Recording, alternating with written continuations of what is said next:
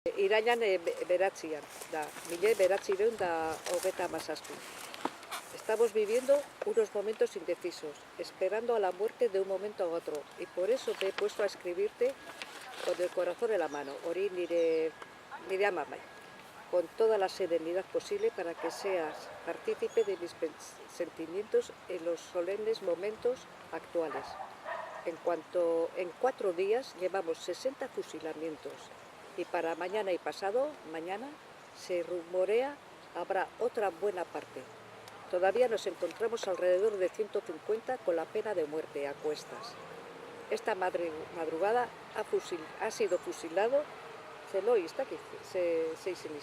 Renovales, el recaudador que estuvo en esa.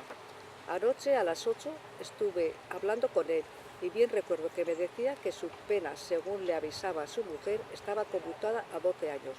Y ya ves lo engañado que estaba él y su familia sin poder creer lo cerca que le acechaba la muerte.